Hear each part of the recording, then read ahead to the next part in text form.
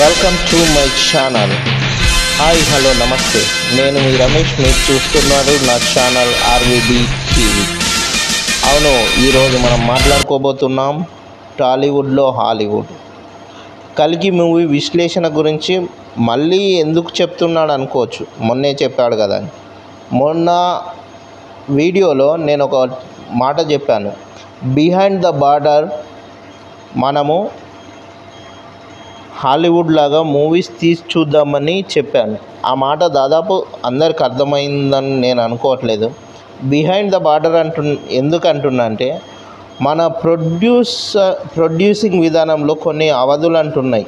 మన బడ్జెట్ విధానంలో మనం కొంచెం బడ్జెట్ అనేది ఎప్పుడు కూడా లిమిటెడ్గా పెట్టుకునే సినిమాలు చేస్తాం.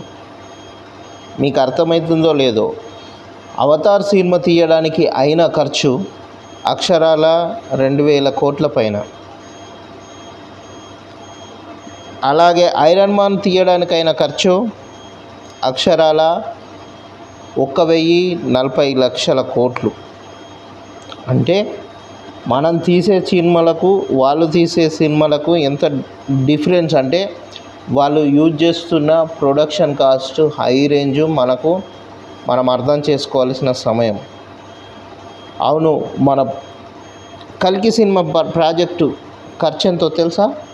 600 కోట్లు. అంటే వాళ్ళ దాంట్లో హాఫ్ బడ్జెట్ కూడా కానీ మన బడ్జెట్ తోటి మనము వండర్ చేసి చూపించామనే చెప్పాలి. కల్కి సినిమా మీకు ఓన్లీ ఒక విజన్, అంటే హీరో విజన్లు కాకుండా కరెక్ట్గా దాన్ని ఆలోచించి చూస్తే, అవును అదొక విజువల్ వండరే. అంత ఈజీ ఏం కాదు. లేని ప్రపంచాన్ని సృష్టించి ప్రజలను మెప్పించి కథను నడిపించడం అనేది అంత ఈజీ కాదు. చూసిన దాన్ని చెప్పడం వేరు, చూడని అద్భుత కల్పనను మన ముందుకు తీసుకురావడం వేరు. ఆ విషయంలో ఒక విధంగా డైరెక్టర్ సక్సెస్ అయిందనే చెప్పాలి. అంత ఈజీ కానీ ఒక చిన్న మన ఉన్న విషయాన్నే చెప్పే విధానంలో తేడా చూపించిన డైరెక్టర్కు హ్యాట్సప్. అండ్ ఇంకోటి, ప్రపంచానికి మన సినీ పరిశ్రమను వెలుగెత్తి చూపుతున్న దర్శక ధీరులందరికీ నా హ్యాట్సప్. ఎందుకంటే చిన్న విషయం ఏం కాదు. ఒకప్పుడు మనం ఆలోచించే వాళ్ళం, అసలు మన ఫిలిం ఇండస్ట్రీలో ఆస్కార్ తీసే ఫిలిమ్స్ వస్తాయా, మనము హాలీవుడ్ వాళ్ళలాగా తీయగలుగుతామా అని. ఎస్, ఇప్పుడు నిరూపించుకుంటున్నాం, తీయగలుగుతాం, తీసాం, ఇంకా తీస్తూనే ఉంటాం అనేది మనమే నిరూపించుకుంటున్నాం. ఒక విషయం గుర్తుంచుకోండి, ప్రతిదీ అంత ఈజీ ఏం కాదు, ప్రతిదీ మన కోసం అంత ఈజీ ఏం రాదు.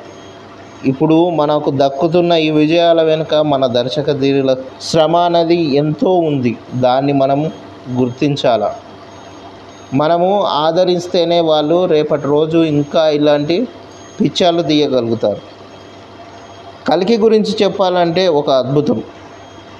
ఒక చిన్న విషయాన్ని మన కల్కి పురాణం నుంచి తీసుకొని, ఒకవేళ నిజంగా కల్కి వస్తే అంత లోకం ఒక శ్మశాన సిచ్యువేషన్లో ఉంటే అప్పుడు వచ్చిన కల్కి ఏం చేస్తాడు? అసలు కల్కిని కాపాడడానికి అశ్వత్థామ ఏం చేస్తాడు? అసలు ఈ కర్ణుడు ఈ విధంగా మళ్ళీ ఆత్మగా మన ప్రభాస్లో చేరడం ఏంటి? ఇవన్నిటికీ కన్క్లూజన్ సెకండ్ పార్ట్లో ఖచ్చితంగా దొరుకుతుందని అనుకుందాం. ఎందుకంటే లేని దాన్ని ఊహించి చెప్పడం అనేది అంత ఈజీ ఏం కాదు. డైరెక్టర్ ఒక పార్ట్ తీసిన తర్వాత రెండో పార్ట్ తీయాలంటే కత్తి మీద సాము. ఆ కత్తి మీద సాములో మన డైరెక్టర్లు దర్శక ధీరులు విజయం సాధిస్తారనే కోరుకుంటున్నాను. ఇంకో విషయం మీకు స్పెషల్గా చెప్పాల్సింది ఏంటిదంటే, ఫస్ట్ ఈ సినిమా రిలీజ్కి ముందు ప్రభాస్ లుక్ కానీ దాని గురించి చాలా టాక్ నడిచింది.